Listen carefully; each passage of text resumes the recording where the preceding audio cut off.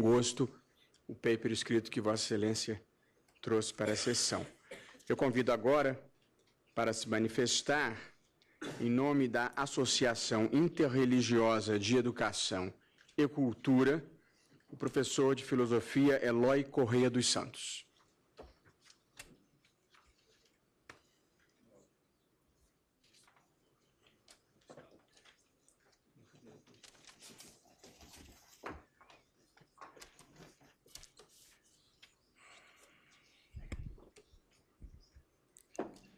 Quero saudar, primeiramente, excelentíssimo ministro Luiz Alberto Barroso, a todos os presentes, os expositores, a todos e todas, e dizer que a Assintec, Associação Interreligiosa de Educação e Cultura, ela existe já há 40 anos, fez em 2014 40 anos, mas ela não surgiu uma associação interreligiosa.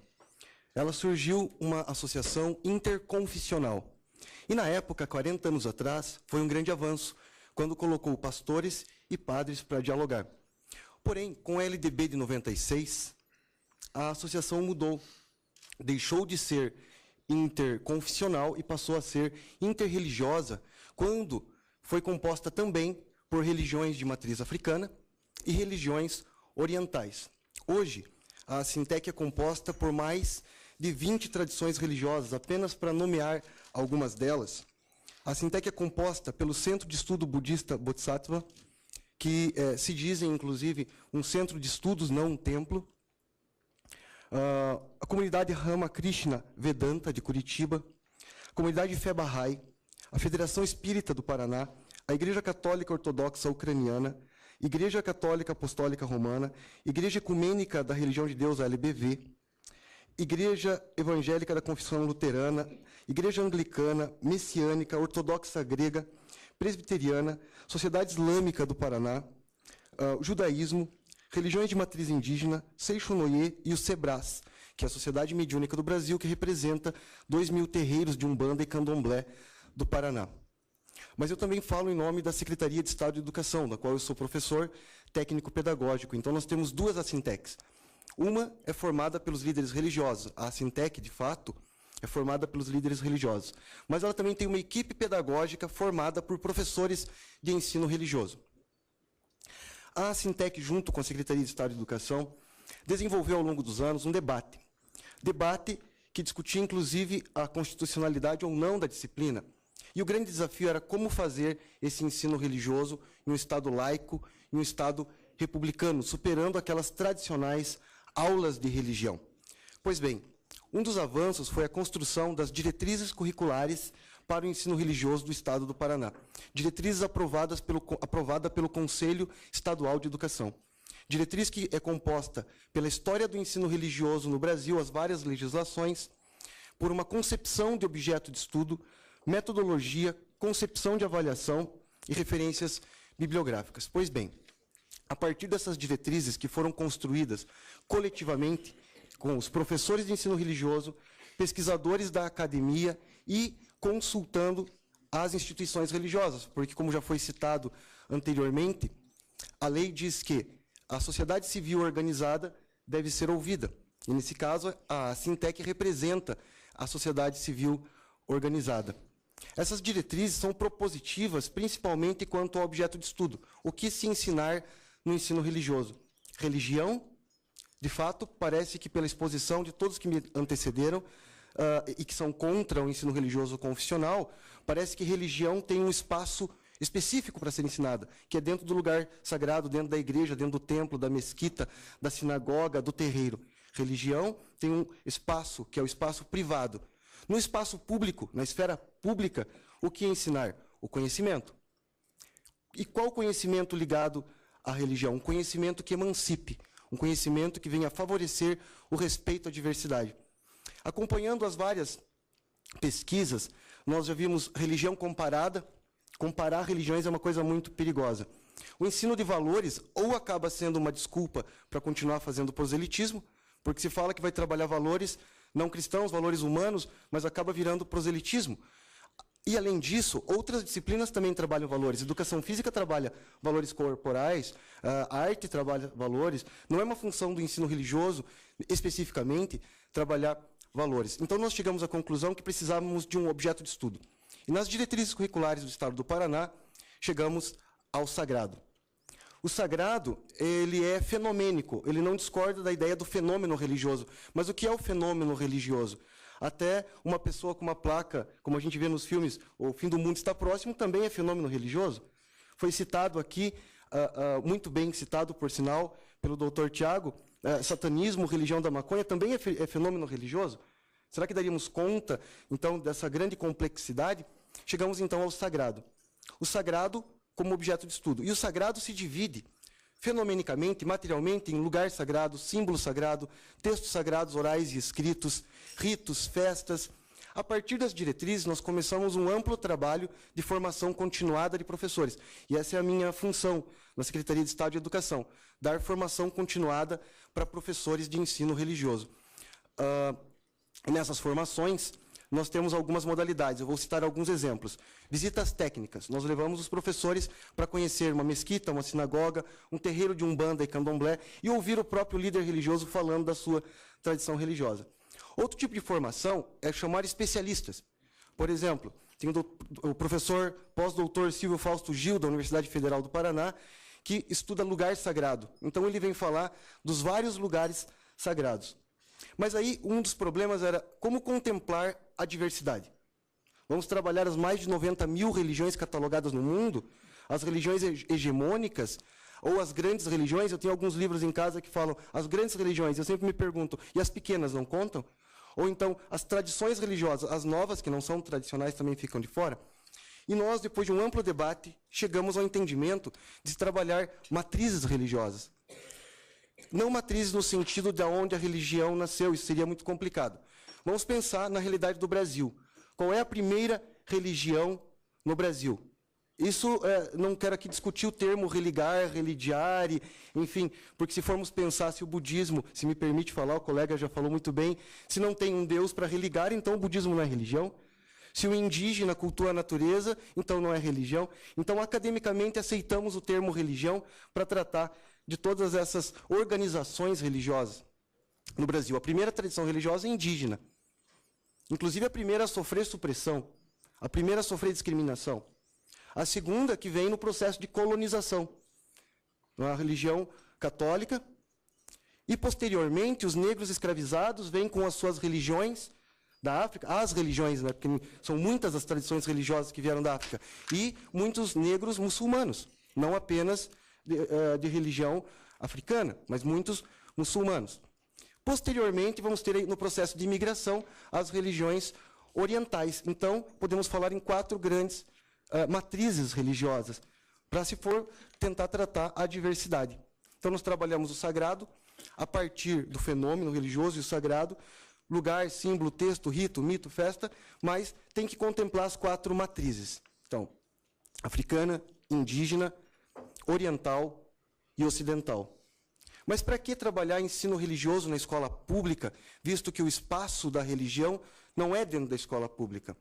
Poderíamos aqui levantar várias hipóteses, várias teses, mas a principal delas. Quando nos deparamos com o fundamentalismo religioso, e o doutor Tiago tratou aqui brilhantemente de vários pontos onde nós temos a invasão de terreiros de umbanda e candomblé, depredação inclusive de imagens da Nossa Senhora, agressões em nome de religião, parece que a escola pública não pode se furtar do dever de debater e de implementar um ensino que trate do respeito à diversidade cultural. E aí a LDB está muito clara no seu artigo 33, quando ela diz: proibido toda e qualquer forma de proselitismo. Aliás, a palavra é vedado, toda e qualquer forma de proselitismo. Parece, então, já estar claro que o ensino confissional fere não só a Constituição, como também fere a LDB. Então, já anunciando a nossa posição no Estado do Paraná e da Assintec é contra o ensino confissional. Então, uma associação que representa mais de 20 tradições religiosas é contra o ensino confissional. Por outro lado, é a favor de um ensino plural que venha, como diz a LDB, fomentar o respeito à diversidade cultural. Será que nós respeitamos aquilo que não conhecemos? Se eu não conheço a religião do outro, será que eu respeito a religião do outro? Então, o conhecimento emancipa, o conhecimento faz com que nós superemos os nossos preconceitos. Do ponto de vista da formação do professor, qual professor vai ministrar esse ensino? Discutimos muito com a academia, seriam teólogos? Não, o teólogo sempre é confessional, ainda que a academia, ainda que muitas faculdades de teologia trabalhem esse aspecto plural, é sempre do ponto de vista de uma determinada tradição. Ainda que aberto, a gente sabe que a teologia está cada vez mais buscando essa coisa da diversidade, mas a teologia nos parece que também não seria a formação específica para esse professor.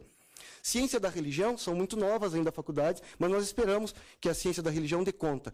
Então, o nosso entendimento, isso inclusive está numa resolução estadual que diz quais são os professores que devem ministrar a disciplina de ensino religioso.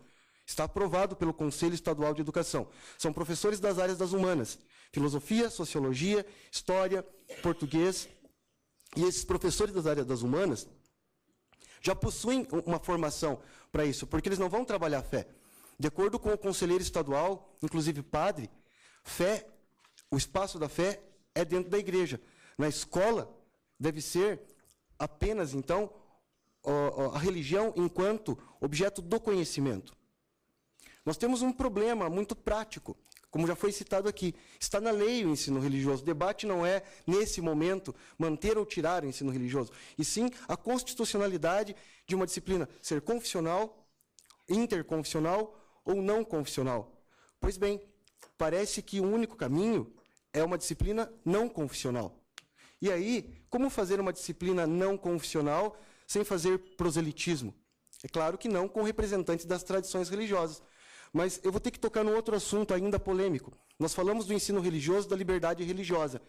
Mas o que impede que um professor de biologia, nas suas convicções de fé, não trabalhar evolucionismo e trabalhar criacionismo? Ele não estaria também ferindo a lei? Quando se nega a trabalhar o evolucionismo? Um professor de história que se nega a trabalhar a Idade Média, porque vai ferir a sua fé. Uma vez me disseram para não dizer mais Idade das Trevas. E eu falei, então não podemos mais chamar de iluminismo. O período que veio depois, o que iluminamos se não foi, então? A escola pública, com ou sem ensino religioso, vai ter que continuar tratando o assunto religião. Porque foi falado aqui que não faz parte da formação básica do cidadão. Bom, o fenômeno religioso está posto na sociedade. O nosso aluno anda e vê uma mesquita, vê uma sinagoga, vê alguém com um símbolo religioso, ele quer saber o que é. E aí, foi citado Nelson Mandela, de manhã, e agora, nós não nascemos com preconceito religioso. Nós somos ensinados a ter preconceito religioso. Então, devemos ser ensinados a superar o preconceito religioso. E como que ensinamos isso? Bom, parece que o espaço privilegiado é a disciplina de ensino religioso. Quando falamos das religiões de matriz africana e indígena, inclusive, só queria fazer uma correção, professor, eu sou doutorando, eu estou ainda desenvolvendo, estou para defender a minha tese sobre xamanismo guarani, que é da minha região do sul, né, os guaranis. Falamos em religiões de matriz africana e muita gente fala religião de negro. Não, a religião é de matriz africana, os negros brasileiros escolhem a religião que eles bem quiserem. Se vai no terreiro de candomblé e umbanda, muitos pais de santo, mãe de santa são brancos. Rio Grande do Sul, que tem o maior número de terreiros no Brasil, né, que alguém poderia pensar que é na Bahia ou em outro lugar, no Rio Grande do Sul, muitos pais de santo são brancos. Da mesma forma, os índios continuam sendo cristianizados à força. Daí vão dizer, não, mas o índio não é obrigado. Mas se ele não se cristianiza, se ele não vai para a igreja, não ganha cesta básica, não ganha o remédio, então ele continua sendo convertido, o indígena. Mas há um fenômeno xamânico moderno em que muitas pessoas não nascidas em aldeias, em tribos, procuram o xamanismo guarani, procuram a religião indígena. Então, só para salientar que candomblé e umbanda, as religiões de matriz africana, têm essa origem, mas não é religião de negro, como muitas vezes é colocado. E eu preparei uma fala baseada num artigo que eu escrevi para uma revista científica da área, mas vendo a fala dos colegas que me antecederam, citando muitas leis, inclusive quero parabenizar todos, citando leis, códigos, eu rascunhei à mão uma outra fala, até um pouco mais espontânea, para não ser repetitivo. Mas dos pontos que eu marquei para falar, um dos que eu quero aqui salientar, sobre a questão de que a Sintec ela tem um convênio com o Estado, mas não é um convênio onde fere a lei no sentido de se aliar a uma determinada religião. A Sintec é uma entidade consultiva. O Estado consulta, na definição dos seus conteúdos, as tradições religiosas. E a formação dada é pelo Estado. Então, o Estado não nega seu dever da formação para os professores. Eu também trouxe uma apresentação sobre laicidade, ensino religioso, mas muito aqui foi falado sobre laicidade e ensino religioso. Apenas para frisar, a palavra laicidade vem do grego, laon, povo. Todo e qualquer povo. E eu não vejo distinção entre laico, laicismo e laicidade. É uma palavra que quer dizer que um Estado republicano democrático é de todo o povo, do que tem religião e do que não tem religião, inclusive. E eu penso que o filho de um ateu, de alguém que não tem religião, ou que é de uma religião menos conhecida, também vai estar crescendo no seu conhecimento, aprendendo sobre a religião do outro. O que nós não podemos é fazer proselitismo. E não há diferença entre confessional e proselitismo.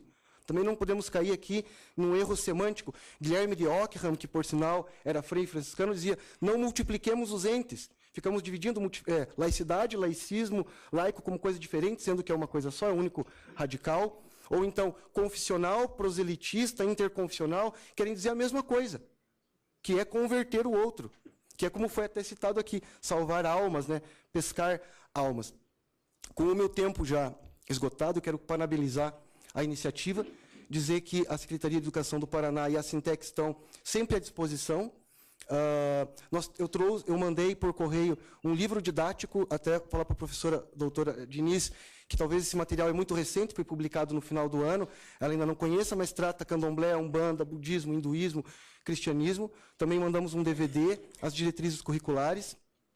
E, para encerrar, apenas invocar a fala de um controverso iluminista sobre essa questão do nosso debate público, sobre o tema do ensino religioso, o Voltaire. Eu posso não concordar com uma palavra do que você está dizendo, mas morreria pelo teu direito de dizê-la. O que nós não podemos é silenciar as vozes minoritárias, silenciar a voz do outro que tem ou que não tem religião. E qual é a função da escola pública? Formar para o vestibular, formar para o mercado de trabalho? Bom, formar cidadão também. Me parece que o cidadão que não respeita a religião do outro não está plenamente sendo um cidadão. Obrigado. Muito obrigado, doutor Eloy Corrêa dos Santos. Nós vamos fazer um breve intervalo de 10 minutos de relógio e retomamos.